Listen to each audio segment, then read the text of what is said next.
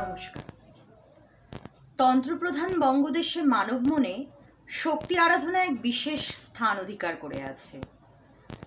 আজ শ্রী শ্রী মা ও দশমহাবিদ্যা গ্রন্থের ভার্সন প্রচারই আমাদের মাতৃ আরাধনা। অনুষ্ঠানের প্রথমেই আমরা জানব ভারতবর্ষে শক্তির জাগরণ প্রসঙ্গে স্বামী বিবেকানন্দের উপলব্ধি কী ছিল।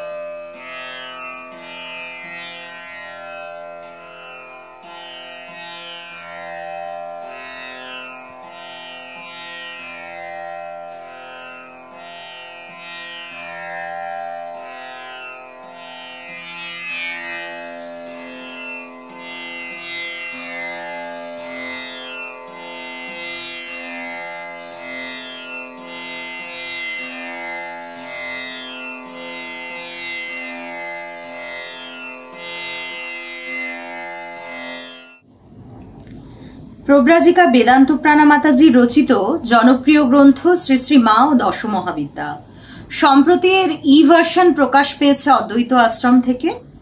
এই সম্পর্কে বলবেন বিখ্যাত নৃত্যশিল্পী অলকানন্দা রায়।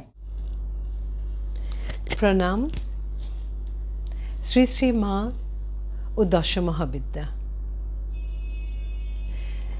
This was first published as a series of articles in Nibodhata Patrika by Pravarajika Vedanta Prana.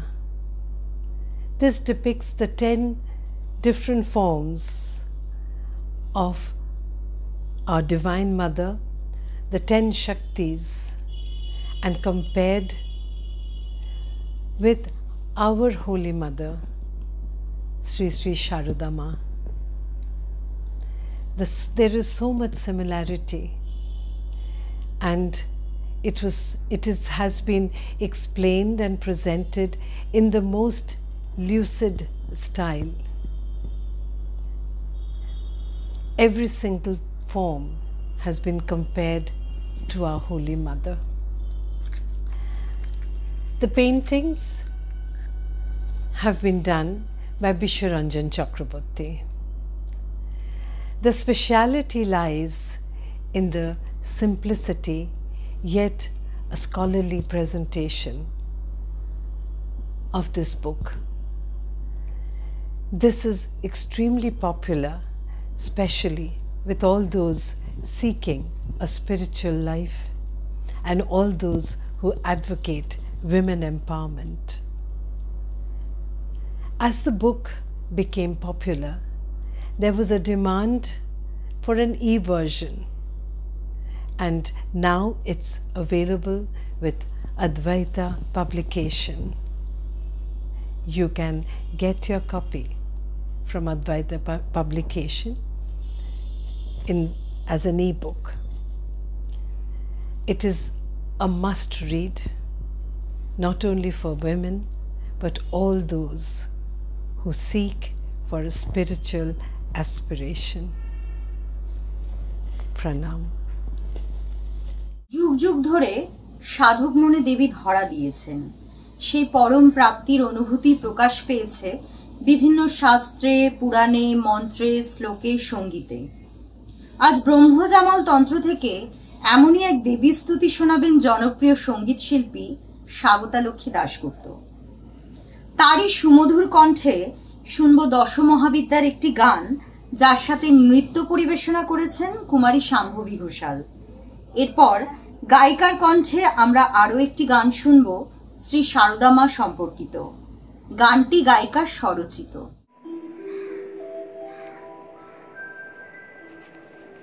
श्रीनिवत्स प्रवक्ष्यामि अद्य स्तोत्रं महाफलम् यः पठत् सततं भक्त्या स एव विष्णुवल्लभः मृत्युव्याधिभन्तस्य नास्ति किञ्चित् कलियुगे अपुत्रालब्धपुत्रं त्रिपक्षं श्रवणञ्जलि दौमासं वन्दनमुक्तिर्विप्रत्रात् श्रुतञ्जलि मृतवत्सा जीववत्सा षण्मासं श्रवणञ्जलि नौकायां सङ्कटे युद्धे पठनाद्यवाप्नवात् लिखित्वा स्थापयत् गेहे नाम्नि चोरभान् क्वचित् राजस्थाने जैनित्यः प्रसन्नः सर्वदेवता।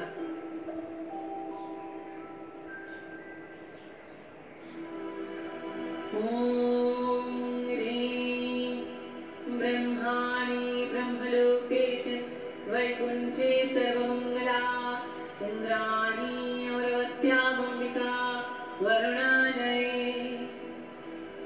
यमालये कालरूपा कुबेरभवने शुभा महानन्दाग्निकोणे शुभायाभ्यां मृगवाहिनी नैऋत्यं रक्तदन्ता च ऐशान्यां शूलधारिणी पाताले वैष्णवी रूपा सिंहले देवमोहिनी सुरसा समद्वीपे लङ्कायां भद्रकालिका रामेश्वरी सेतुवन्धे विमला पुरुषोत्तमे विरजाप्रदेशे जुगावाग्नालीलगर्भते कालिकावङ्गदेशे जगद्धायमहेश्वरी मरणस्य अन्नपूर्णागाक्षित्रे जैश्वरी कुरुक्षेत्रे भद्रकाली भजे कत्यायने परं स्वर्गाय महाय कठोराय महेश्वरी शोधानं सर्वभूतानं वेला त्वं सर्वस्य च नममे शुक्लपक्षस्य कृष्णस्यैकादशी वरा दक्षस्य रोहिता देवी दक्षदत्तं विनाशिनी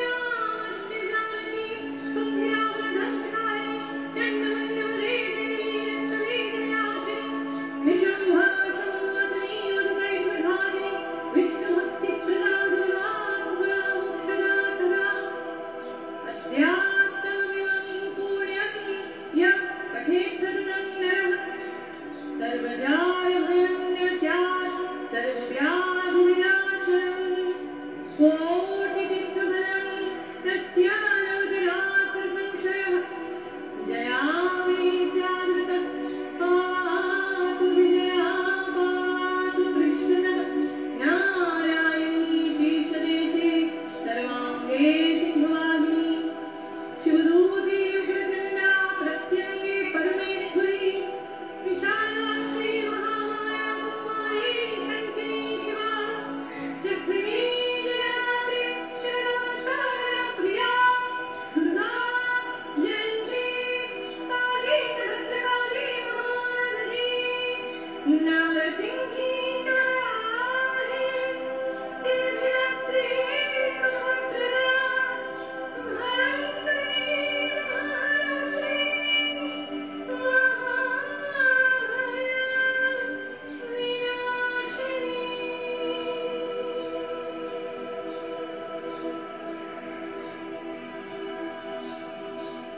इति ब्रह्मयामले ब्रह्मनारद संवादे अद्य स्तोत्रम्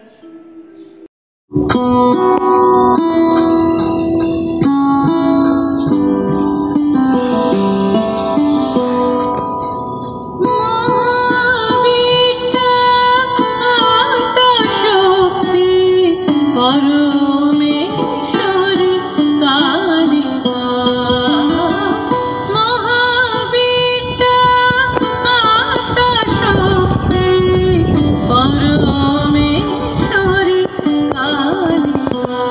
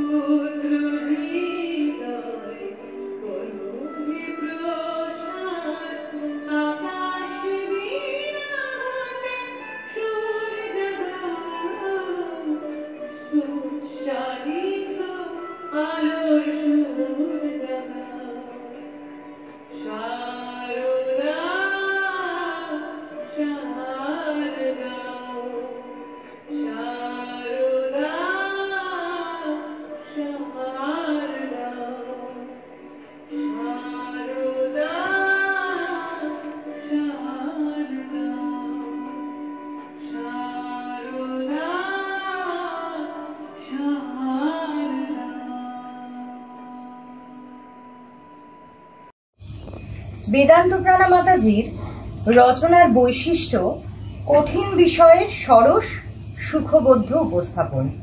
তারই কণ্ঠে আমরা শুনব কালীর ধ্যান এবং আলোচ্য গ্রন্থ শ্রী শ্রী মা ও দশ মহাবিদ্যা থেকে নির্বাচিত অংশ পাঠ করে শোনাবেন শ্রীমতী বর্ষা মুখোপাধ্যায়।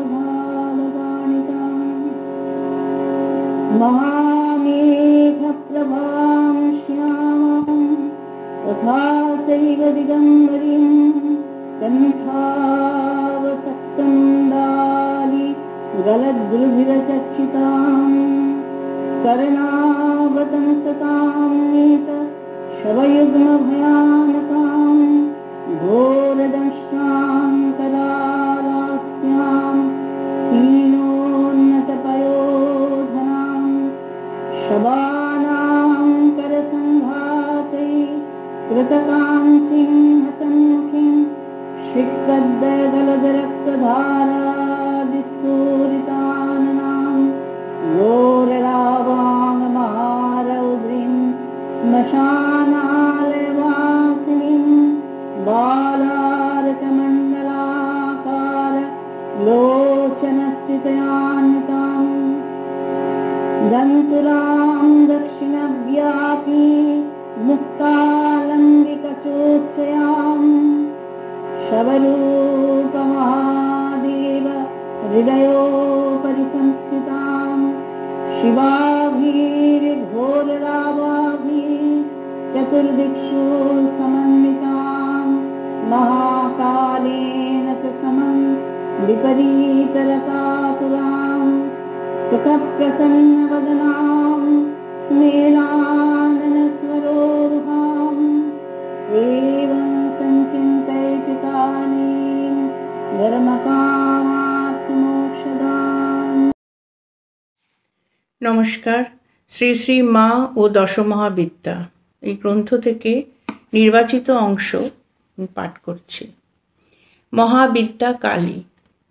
কালী মুক্ত কেশী, কেশবিন্যাস প্রভৃতি বিলাসের বিকার তার নেই। দেবী নির্বিকারা বিগলিত চিকুরা। অন্যদিকে মুক্ত কেশজাল মায়াপাশের প্রতীক।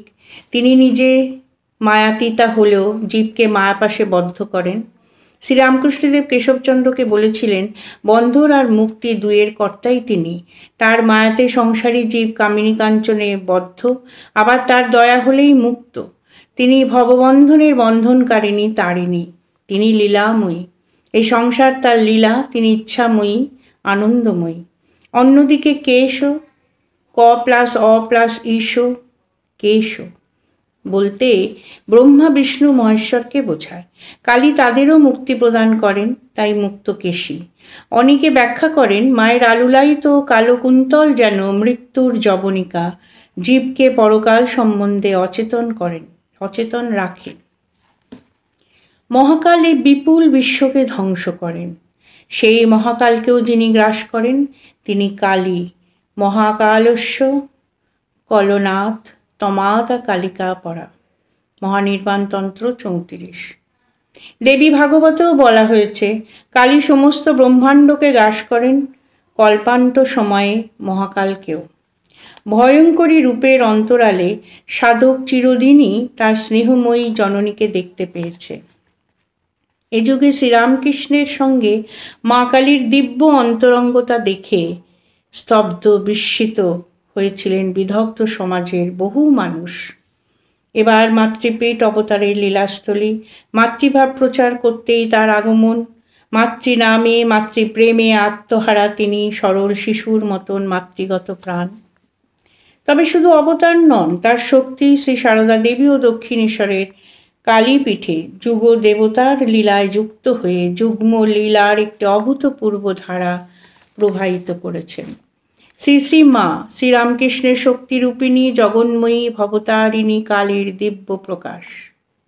শ্রীরামকৃষ্ণ যখন কাশীপুরে অসুস্থ অবস্থায় রয়েছেন, শ্রীমা স্বপ্নে মা কালীকে দর্শন করেন। দেখেন মায়ের ঘাটটি কীরকম বাঁকা দেখাচ্ছে। মা কালী যেন বলেন, ওর ওইটের জন্য ঠাকুরের গলার ঘা দেখিয়ে আমারও হয়েছে। শ্রীমা বোধ করেন শ্রীরামকৃষ্ণ ও জগৎমাতার সত্তা অভিন্ন।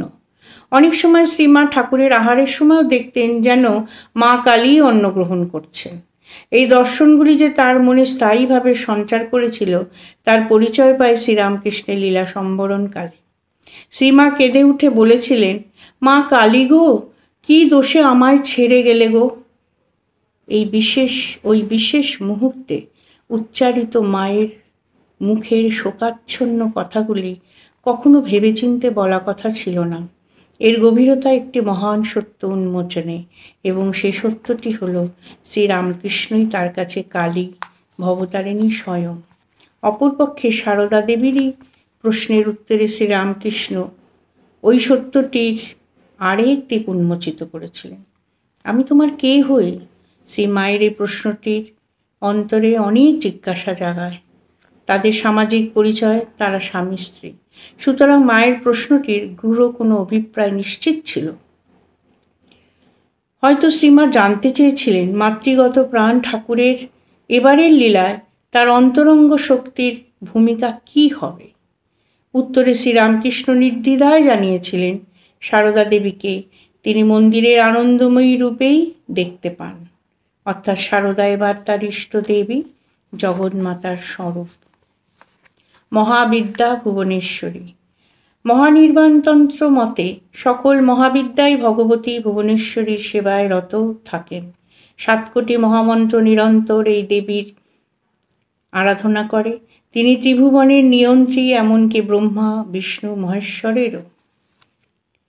অন্যদিকে এই বিশ্ব ব্রহ্মাণ্ড তার মায়া। তিনি অনন্ত করুণাময়ী, ভক্ত বৎসলা, সুপ্রসন্না দেবী। তিনি যেন সমস্ত সৌন্দর্য, লাবণ্য এবং স্নেহের প্রস্রবণ।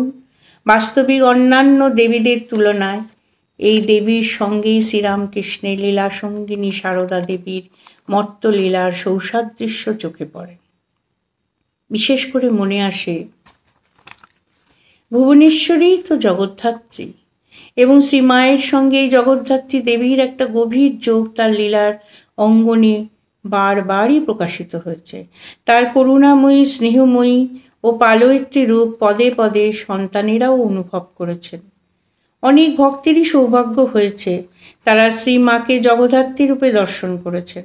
শুধু রূপে নয়, চলায় বলায়, সন্তানদের সঙ্গে ব্যবহারে এবার তার যে দুকুল প্লাবী স্নেহসুধা, সুরধ্বনির প্রকাশ, তা অভূতপূর্ব। ওই পৌরাণিক দেবী ভুবনেশ্বরীর সঙ্গেই তার তুলনা চলে।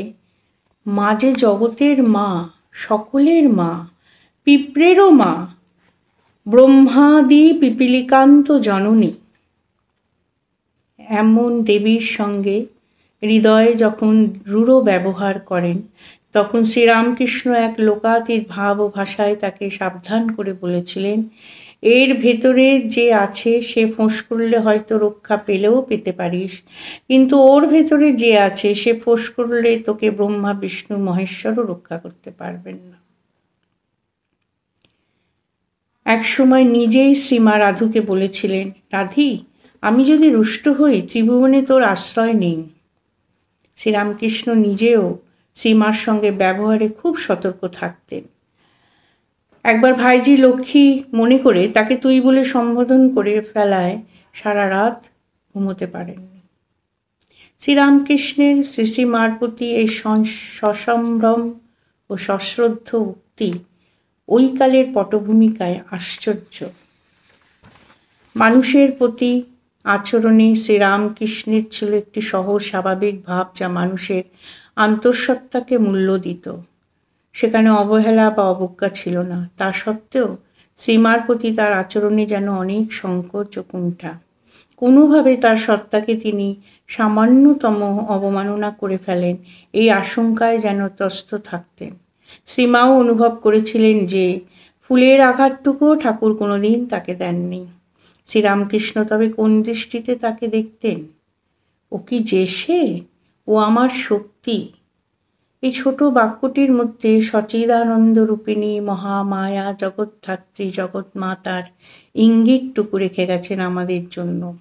স্বামীজি ও রাজা মহারাজ শ্রীমার সামনে যাওয়ার আগে বিহ্বল হয়ে পড়তেন, অথচ সাধারণ ভক্তেরা মাকে পেত একান্ত স্নেহময়ী এবং ইহকাল পরকালের পালয়িত্রী রূপে। সন্তানের কষ্টে এই করুণাময়ী অঝরে নয়নবাড়ি বিসর্জন করেছেন শুধু নয়, অবিরত তাদের পাপ তাপ গ্রহণ করে বলেছেন, আমরা যদি পাপ তাপ না নেব, হজম না করব, তবে কে করবে? পাপী তাপীদের ভার আর কারা সহ্য করবে? মহাবিদ্যা ষোড়শী ঠাকুর নিজে ব্রহ্মবিজ্ঞানে প্রতিষ্ঠিত কিনা সে বিষয়ে ওই সময় পরীক্ষা করেছিলেন নিজেকে। তার গুরু তোতাপুরী বলেছিলেন, সহধর্মিণী সঙ্গে থাকলেও যার ব্রহ্মবিজ্ঞান অক্ষুণ্ণ থাকে তিনি যথার্থ ব্রহ্মজ্ঞানী। ষোড়শী পূজার আগে একদিকে তিনি পরিণীতা পত্নীর প্রতি তার কর্তব্য পালন করেছিলেন, তাকে ঈশ্বরীয় পথে চালনা করে, অন্যদিকে তাকে যত্ন করে নিজের ঘরে নিজের শয্যায় শয়ন করার অনুমতি দিয়েছিলেন, দিনের পর দিন, মাসের পর মাস, প্রায় 1 বছরের অধিক সময় ধরে। মানবের ইতিহাসে কামকাঞ্চন ত্যাগী ন্যাসী পরমহংসের এই এক অভিনব পরীক্ষা দান স্বর্ণাক্ষরে লিখিত থাকবে। সেখানে শ্রীশ্রীমার ভূমিকাও যে কোনো অংশে কম ছিল না, সে কথার স্বীকৃতি দিয়েছিলেন স্বয়ং শ্রীরামকৃষ্ণ মুক্তকণ্ঠে। অর্থাৎ শ্রীমার অসামান্য সংযম, কামগন্ধহীন ভালোবাসা, অসীম পবিত্রতা শ্রীরামকৃষ্ণের ব্রতযাপনে সহায়তা করেছে। ষোড়শী পূজাকালে কলসির মন্ত্রপুত জল দিয়ে ঠাকুর প্রথমে শ্রীমায়ের অভিষেক করলেন যথাবিধি। অভিষেকের পরে দেবীর মন্ত্র উচ্চারণ করলেন এবং তারপরেই প্রার্থনা মন্ত্রের উচ্চারণ। শুধু একটি আবাহনের মন্ত্র উদ্ধৃত করেছেন স্বামী শারদানন্দ মহারাজ। জানি না মন্ত্রটি সংস্কৃত ভাষায় ছিল কিনা। শরৎ মহারাজ কিন্তু প্রার্থনা মন্ত্রটি আমাদের কাছে শুদ্ধ বাংলায় তুলে ধরেছেন। হে বালে, হে সর্বশক্তির অধীশ্বরী মাতো, ত্রিপুরা সুন্দরী, সিদ্ধিদ্বার উন্মুক্ত করো, ইহার শরীর মনকে পবিত্র করিয়া ইহাতে আবির্ভূতা হইয়া সর্বকল্যাণ সাধন করো। কিন্তু প্রশ্ন ওঠে, তিনি ফলহারিণী কালিকা পূজায় অমাবস্যা রাত্রে কেন ষোড়শী পূজা করলেন? সাধকের কাছে এই আবির্ভাবের মধ্যে গূঢ় সাধন সংকেত আছে। দিব্য রাত্রিতে আবির্ভাব হলেও তার পূজা হয় পূর্ণিমা রাত্রে, অর্থাৎ দেবীর মধ্যে একটা পরিণতির ভাব, বিকাশের ভাব আছে। কালীর আবির্ভাব কাল মহারাত্রিতে দীপান্বিতা চতুর্দশীর সঙ্গে অমাবস্যার যোগ হয়। সাধারণত অমাবস্যার তিথিতেই রাত্রে কালী পূজার বিধান। কালীকে সচিদানন্দ, ব্রহ্মরূপা নির্গুণা বলা হয়েছে। ঘন নীল মেঘবর্ণা কালিকার রূপের মধ্যে একটি অভিনবত্ব আছে। তিনি যেন মনোলয়ের প্রতীক, রূপ ও গুণলয়ের প্রতীক। চন্দ্রের সঙ্গে মনের যোগ আছে। আমাদের মনের অধিষ্ঠাত্রী দেবতা চন্দ্র। অমাবস্যায় মনের শক্তি হ্রাস পেতে পেতে মিলিয়ে যায় শাস্ত্রীয় পরিভাষায় অমাকলা বা নির্বাণ কলা। কালীর ভূষণ অমাকলা। মনের লয় হলে ধীরে ধীরে অন্তরের চৈতন্যের পরিপূর্ণ প্রকাশ হয়। ষোড়শী রূপ হল কালীর বিপরীত, রূপ নির্বাণ লয়, পূর্ণতার রূপ, যেখানে প্রজ্ঞা, সৌন্দর্য, কৃপা প্রভৃতি মনের মধ্যে পরিপূর্ণ রূপ নিয়ে বিকশিত হয়েছে। তাই অমাকলায় বসে সিদ্ধ কৌল পরমহংসদেব আবাহন করলেন 16 কলায় বিকশিত ত্রিপুর সুন্দরী দেবীকে। কালীকুলের পূজক কৌলাচারে দেবীকে আবাহন ও পূজা নিবেদন করে পূজা সম্পূর্ণ করলেন শ্রীকুলের সময়াচারে। শ্রীকুল এবং কালীকুল শাক্ত মতেরই দুটি সম্প্রদায়ের নাম। দুটি কুলের দেবীও দুই প্রকার। কালী তারা, রক্তকালী, ভুবনেশ্বরী, মহিষমর্দিনী, ত্রিপুটা, তরিতা, দুর্গা এবং বিদ্যা পতঙ্গীরা হলেন কালীকুলের দেবী। আর শ্রীকুলের দেবী হলেন ত্রিপুর সুন্দরী, সুন্দরী, ভৈরবী, বালা, বগলা, কমলা, ধূমাবতী, মাতঙ্গী, বিদ্যা, স্বপ্নাবতী, মহাবিদ্যা, মধুমতী। ত্রিপুর সুন্দরী দেবীকে বলা হয়েছে তিনি বাগীশ্বরী অর্থাৎ সরস্বতী, জ্ঞানদায়িনী, মোক্ষরূপিণী। তিনি কামকলা অর্থাৎ মহামন্ত্র সকলের বীজ, অক্ষররূপিণী, ক্রিয়াশক্তি, কামপ্রদা। দেবী শক্তি বীজাত্মক, পরাশক্তি। এই ষোড়শী দেবীর পূজা সাধক করেন নিজের সিদ্ধির জন্য, দেবী সিদ্ধিদাত্রী। শ্রীরামকৃষ্ণদেবের পূজা নিজের সিদ্ধির জন্য নয়। তার ষোড়শী পূজা যেন কালীকুল থেকে শ্রীকুলে অনায়াস গমন। তিনি তন্ত্র সাধনার পথ ধরেই নিজের সহধর্মিণীকে পূজার আসনে বসিয়েছেন, তাকে দেবীর মতো আবাহন অভিনন্দন করে ষোড়শ পূজারে পূজা নিবেদন করেছেন। নৈবেদ্য নিবেদনের পর ধ্যানে সমাধিস্থ হয়েছেন। শ্রীমাও সমাধির গভীরে একীভূত হয়েছেন পূজকের সঙ্গে।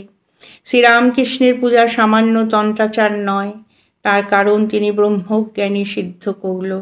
সর্বদাই জীবনমুক্ত অবস্থায় বিচরণ করছেন। ভৈরবী ব্রাহ্মণী সাধনার পর তাকে দিব্যভাবে প্রতিষ্ঠিত বলে ঘোষণা করেছিলেন। ব্রাহ্মণী নিজেও ওই ভাব তখনও আয়ত্ত করতে পারেননি। দিব্যভাবের সাধক সিদ্ধ কৌলের আচরণ বিচরণ সম্বন্ধে বলা হয়েছে, শিবস্বরূপ এই মহাপুরুষ নরদেহে বিহার করেন শুধু লোকযাত্রা শিক্ষা দেবার জন্য এবং মানুষকে ত্রাণ করার জন্য। অবতার পুরুষের দায় আরও বেশি। পরমহংসদেব সন্তানভাবে প্রতিষ্ঠিত ছিলেন। এই জগৎ তার কাছে মাতৃময়। নিজের সিদ্ধির জন্য তার ওই ষোড়শী পূজা ছিল না। তার ষোড়শী পূজার আবাহন মন্ত্রের প্রার্থনাতেই জানা যায়। অথচ আমরা দেখছি অভিনব এই পূজার সাধক নিজের 12 বছরের সাধনার ফল, এমনকি জপমালা এবং নিজেকেও সমর্পণ করলেন দেবীর চরণে। অন্যদিকে দেবী নির্বিকার চিত্তে এই পূজা গ্রহণ করছেন। কলায় কলায় পূর্ণ বিকশিত হচ্ছে তার মন, বুদ্ধি, প্রজ্ঞা ও দৈবিক গুণ সমূহ। অমাকলার সাধক দেবীকে আত্মসমর্পণ করে পরিপূর্ণ মানস ও আধ্যাত্মিক বৈভবে পূর্ণ করলেন। ললিতা দেবীর নামমালায় আরও বলা হয়েছে, ওং করুণা রস সাগরায় নমঃ, ওং প্রেমরূপায় নমঃ। মনে হয় যেন মায়ের ছবি আঁকা হচ্ছে। করুণায়, ভালোবাসায় তিনি আত্মহারা হয়ে ভক্তদের দীক্ষা দিতেন, তাদের মুক্তি দিতেন এই জগতের দুঃখজাল থেকে। রাত্রে নিদ্রাহীন হয়ে প্রার্থনা জানাতেন, তাদের জন্য জপ করতেন। এই জগতে এই বিশেষণগুলিকে সার্থক করে এক অপূর্ব জীবন দেখালেন এবারে শ্রী বিদ্যামূর্তি শ্রী শ্রী মা। অথচ একই সঙ্গে তিনি জগদ্ধাত্রী। ললিতা দেবীকে বলা হয়েছে ওং বিরাগিন্যই নমঃ, ওং অদ্ভুত চরিত্রায়ই নমঃ। এবার শ্রী শ্রী মার চরিত্রের অদ্ভুত বিকাশ, যুগপৎ মন, বুদ্ধি, হৃদয় এবং আত্মার। অথচ সেই চরিত্রের করুণা, মাধুর্য, সৌন্দর্যে এবং সেই সঙ্গে মাতৃভাবের প্রকাশে এই যুগে তিনি নারীদের সামনে এক নতুন আদর্শ স্থাপন করলেন। নমস্কার। দশ মহাবিদ্যার শেষ মহাবিদ্যা কমলা। কমলা বা মহালক্ষ্মীর মূর্তি অতি স্নিগ্ধ। তিনি কৃপাময়ী, করুণাময়ী। দেবী কমলার কমনীয় মূর্তির নৃত্যরূপ দিয়ে শ্রদ্ধা জ্ঞাপন করেছেন অলকানন্দা রায়, নৃত্যশিল্পী।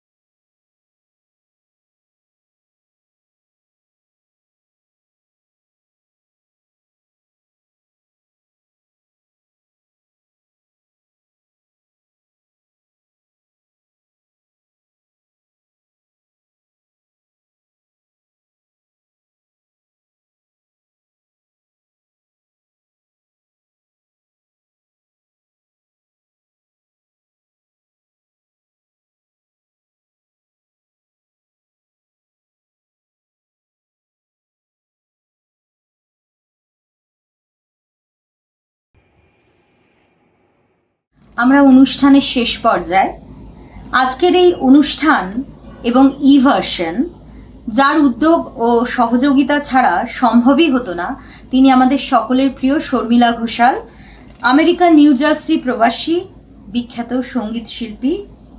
তাকে আমাদের আন্তরিক ধন্যবাদ ও কৃতজ্ঞতা জানাই। প্রব্রাজিকা বেদান্ত প্রাণা মাতাজি সুগায়িকা ছিলেন। আজ এই অনুষ্ঠানের সমাপ্তি তার কণ্ঠেই হোক।